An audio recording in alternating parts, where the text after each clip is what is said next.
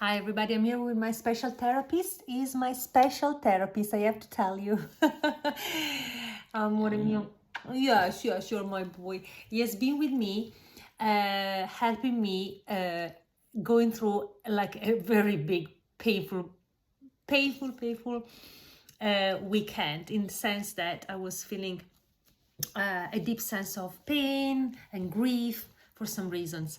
And the good thing is that I allowed myself to feel that pain, to go there into that deep grief, which I was really happy to embrace. But not because but well, I actually asked myself, am I like a masochist? I like having pain, and the answer was, of course not. But there is also a sense of pleasure in feeling that pain for some reasons. Anyway, I was grieving the loss of my mom. I was grieving the sense of sadness, deep sadness, because my mom passed away when I was young, when I was 9 years old, and for some reason I didn't process the pain. I didn't have the emotional support around me. So this weekend was like a moment for me to connect with that deepness, sadness that I was feeling, and allow myself to immerse in that, allow myself to go through that. Of course, during the years, I'm an EFT practitioner, I'm an emotional healing therapist. I've done a lot of work on my spiritual journey, on my spiritual awakening, and I have, of course, I'm going into this, allowing myself to feel this pain, knowing that I've got some tools with myself. I'm going into the cave of that dark pain and deep grief within myself. I went with a torch, I went with the light, even if I didn't feel any other emotions apart from sadness and deep grief. And I'll tell you, whoa, when I was there, I was like, oh my God, that hurts. But I knew that I had to feel that. I knew that I had to feel in order to allow myself to connect with that pain and be curious to see where it would have taken me. I didn't go there with the purpose, I mean inside of me, inside of that pain. I didn't go there with intention to perpetrate the trauma. I went there with intention to put a light and bring compassion to that part who was grieving and was suffering that deep sadness. Obviously, it was a part of me, like, we all carry traumas, okay? And what happens is that when we are young, we might feel that emotions, and because they are so overwhelming and difficult to manage and difficult to understand and difficult to really understand and make sense of them, what happens within the mind of a child, and the mind of the child is not that developed, it's the mind of the child is not that developed, and basically the child also thinks that everything in the reality is part of who is he, in a kind of way. He's not able to separate that much. I love this separation. So he identified a lot with what's going on in his reality, and which of course makes sense when you understand from another point of view. But when you're young, you are so immersed into that reality, and you find it difficult to make sense of something happening to you that you don't understand. And because you don't understand, and the information you have, again, you are a little child, okay? The information you have are limited. You don't have all the spectrum of information that you can have when you are an adult. When you are a young child, you are just feeling that feelings, overwhelming feelings in your body, and it's too much, and you don't know how to control the situation, which is uncontrollable, and your mind is trying to keep you safe. And the way to keep you safe, one of the ways to keep you safe, is to find ways to bring some control, rationalize the situation, give some explanation. And one of the main things that happens when a child get a trauma is like is suffering from post-traumatic disorder, anxiety, is that the child think that it's all his fault, sort of developing a sense of self-guilt, and develop maybe a sense of a very rigid autocritic. So it starts criticizing itself, blaming itself for what is going on.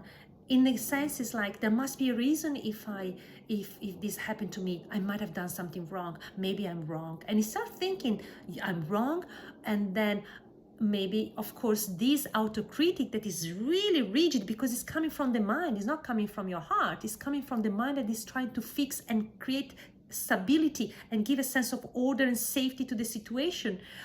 It's really logical, but it's logical missing all the art connection, missing all the compassion, missing all the emotional supports. Okay, it's only rational.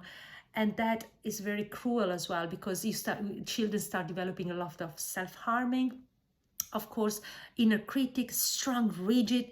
They might develop sense of perfectionism, and that sense of I'm worthy only if other people approve me. And so, that perfectionism, like I need to do everything perfect and I can't make mistakes, otherwise people not love me. That sense self-value based on other people's opinion, based on the results someone achieve. All of that is really dysfunctional.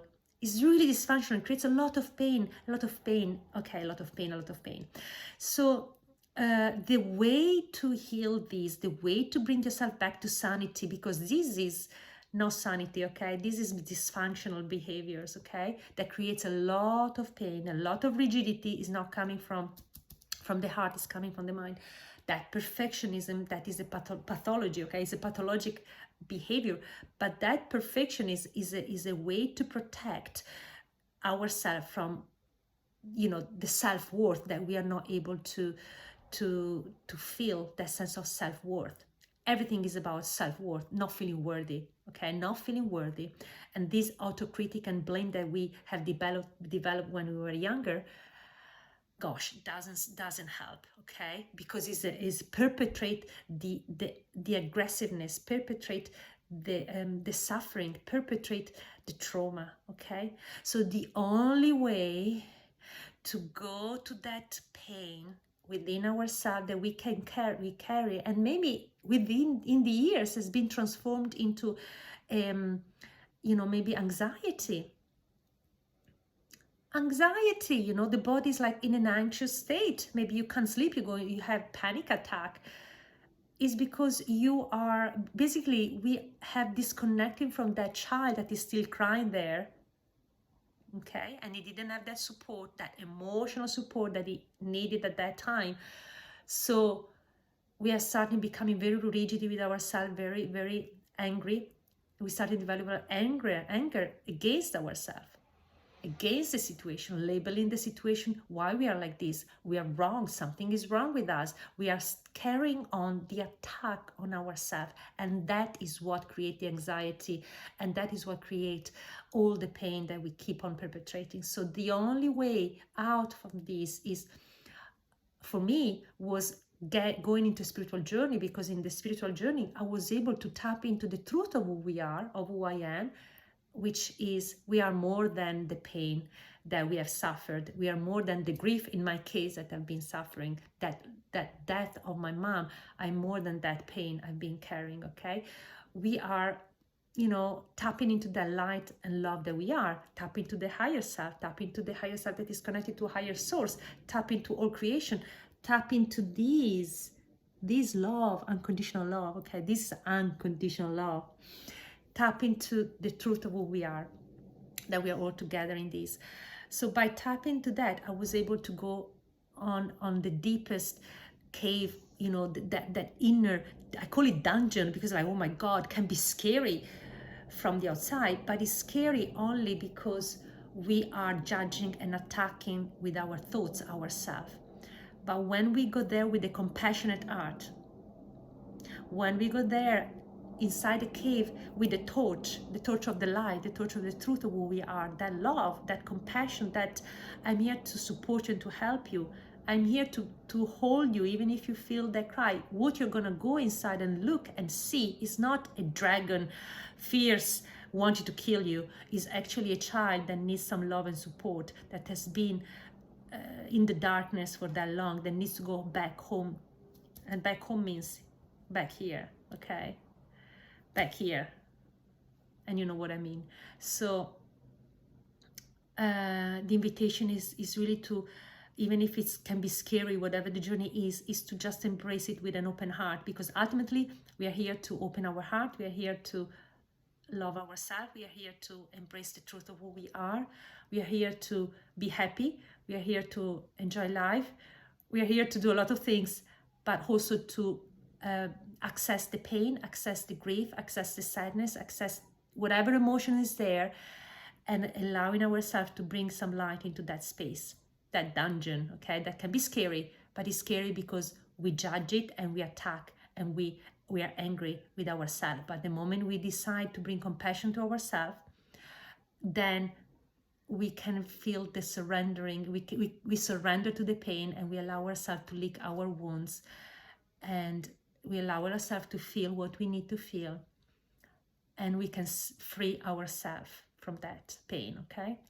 And I'll tell you, it was hard, but I've had my companion with me, and I had him always near me, and I really felt like I'm gonna do it. I'm not scared. I'm not gonna die. I'm just gonna need to feel the pain that I need to feel, and it's okay.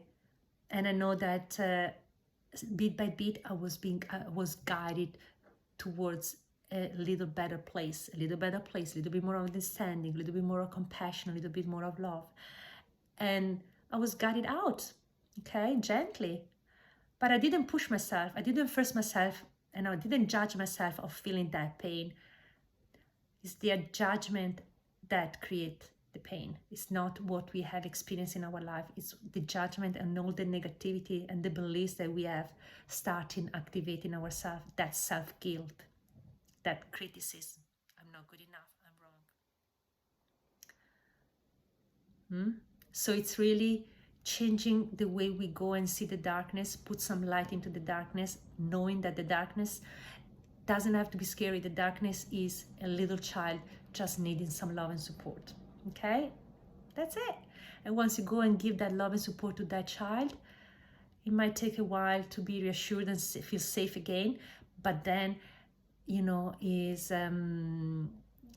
bring within yourself a part of you that has been separated from you for long, and you bring it back home and you integrate that within yourself, and that part can become your strength, okay? Can become your strength.